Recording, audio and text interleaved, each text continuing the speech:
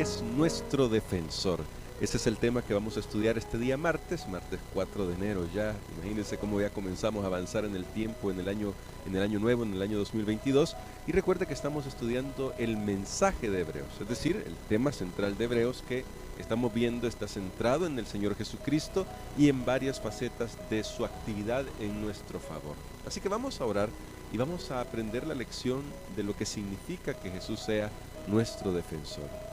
Querido Padre, gracias te damos porque tú nos das tu palabra para fortalecer nuestra fe y creemos que en el tema de hoy tú has de fortalecernos de manera, de sobremanera, para decirlo mejor, a fin de que nosotros podamos tener confianza, paz y seguridad en medio de cualquier dificultad.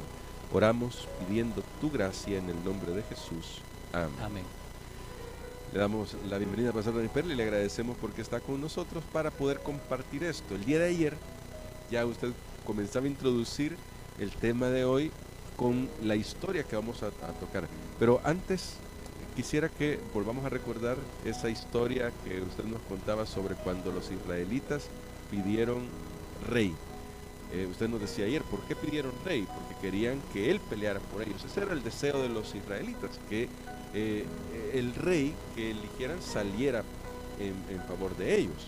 Ahora, para comenzar directamente con la persona de Jesús, ¿cómo se cumplió esta expectativa, este deseo de los israelitas en la persona de Jesús? Muy bien, recordemos que Jesús es de la casa de David, es el Amén. hijo de David. Cuando nosotros vamos, por ejemplo, a la genealogía en el libro de Mateo, ahí encontramos claramente establecido esto, porque Jesús iba a ser el rey que iba a obtener la victoria y que por su victoria nosotros podíamos llegar también a ser victoriosos. Entonces Jesús es el rey por excelencia. De hecho, vuelvo a repasar lo que hemos mencionado esta semana, que Hebreos trata, o la carta a los Hebreos trata de establecer cómo Jesús es el cumplimiento de todo, es la excelencia de todo lo que había habido en el pasado, de los profetas. Él es el profeta final del sacerdocio y del rey. Ahora, hay una historia en la Biblia donde David pelea contra un gigante llamado Goliat, y nosotros nos deleitamos escuchando esa historia porque es tan extraordinaria. Sí. O sea, el ser humano tiene algo por dentro, y yo quiero hacer esta relación que es como el deseo de tener a un héroe. Por eso todos los cómics y todo eso tratan de superhéroes. Así Y es. venden mucho y siempre salen películas nuevas y la gente las está esperando. ¿Por qué? Porque los seres humanos sabemos que somos impotentes, somos débiles, y que debe haber alguien que sea superior a nosotros para poder luchar con el enemigo. Ahora, en el caso de la historia de David y Goliat, nosotros nos quedamos asombrados como un gran gigante puede Guerrero. ser, un guerrero de experiencia puede ser derrotado por un muchacho, por un jovencito, con una piedra y con una honda en su mano.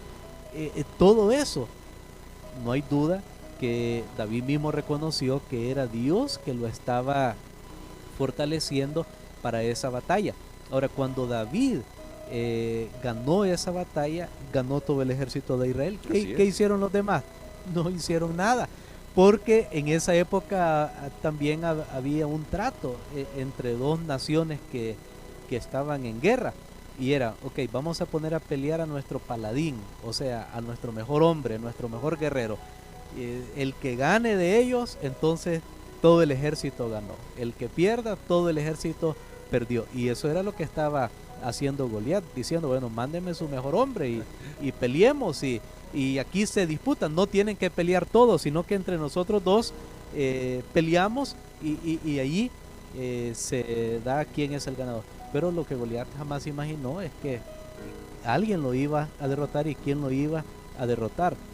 Ahora, toda esta historia es para mostrarnos que David representa a Jesús. Amén. Cuando ya nosotros vemos esta historia con ojos espirituales, es que Goliat representa a Satanás, y Así Jesús vino, que aparentemente vino a este mundo como un bebé, vino indefenso, vino como hombre, no vino como un ser superior a esta tierra.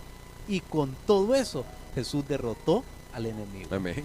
Ahora su victoria es nuestra victoria. Y de eso es lo que se trata cuando nosotros vemos por qué Jesús es realmente superior y por qué Él es el guerrero de Dios para derrotar las fuerzas del mal. Y ahora, pastor, porque es impresionante, la verdad, cuando uno imagina todo eso y ve la pelea a solas que tuvo Jesús contra Satanás, con lo que nosotros podríamos llamar con toda seguridad desventajas, porque Jesús Jesús tuvo solo desventajas, si podríamos ponerlo así. Ahora, eso nos debe llevar a pensar cómo se autodescribe en el Antiguo Testamento Yahvé, que usted también nos explicaba al principio de la semana. Muchos de estos pasajes que describen a Yahvé también se refieren al Señor Jesucristo, y es relevante para nosotros porque si Jesús es nuestro campeón, también va a ser importante reconocer cuánto hace Él por nosotros hoy en día que Él está en el cielo intercediendo por nosotros. ¿Cómo se autodescribe Dios en favor de su pueblo, pastor?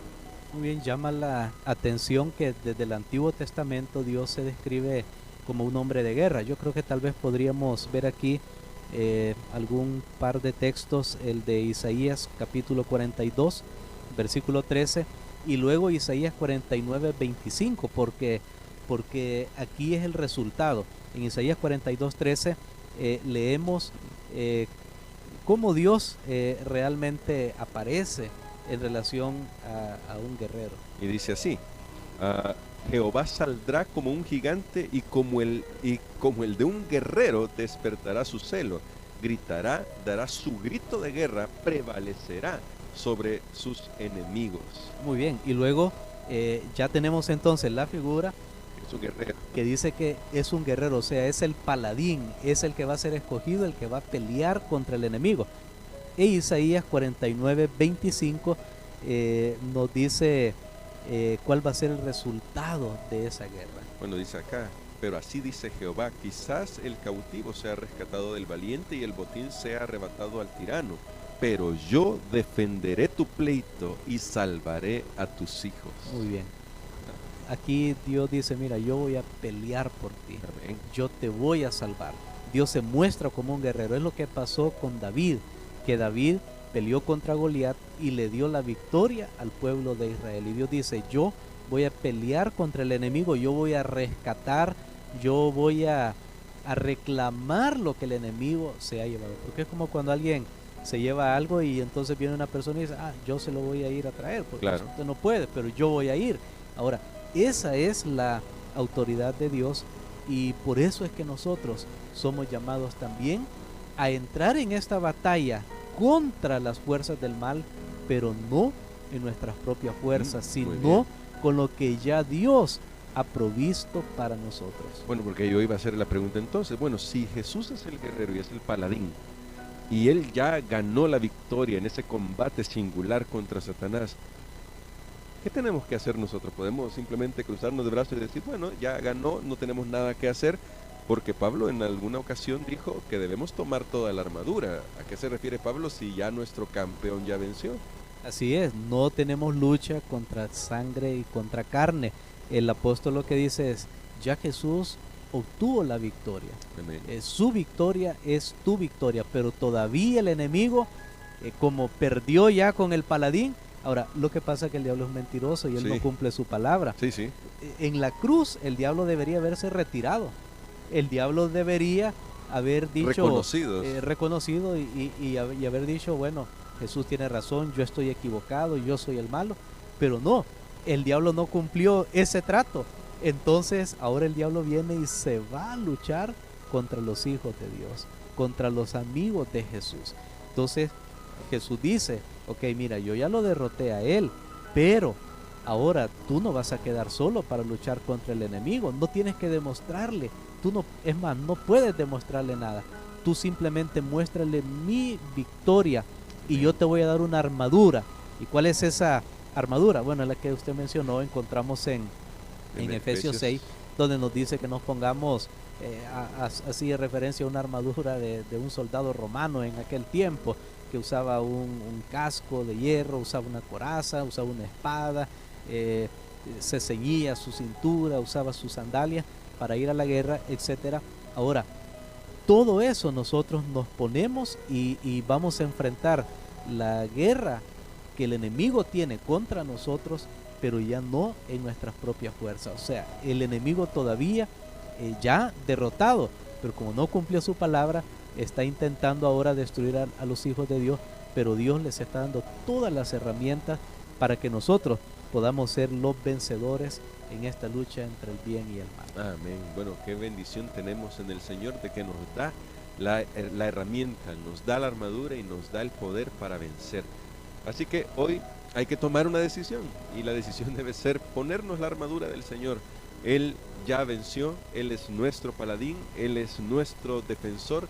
Hay luchas que enfrentar, eso no cabe duda, estamos enfrentando luchas, y yo sé, pastor, hablando de estos últimos días, de lo que habla también la lección, y va a hablarnos la lección, no podemos decir que las cosas vayan a mejorar, pero sí podemos asegurar que muy pronto el Rey de Reyes viene por segunda vez, y su pueblo debe estar firme marchando hacia la Canaán celestial. Así que, pastor, nos gustaría que ore por nosotros para que Dios nos fortalezca en este caminar que llevamos hacia el reino de nuestro Señor.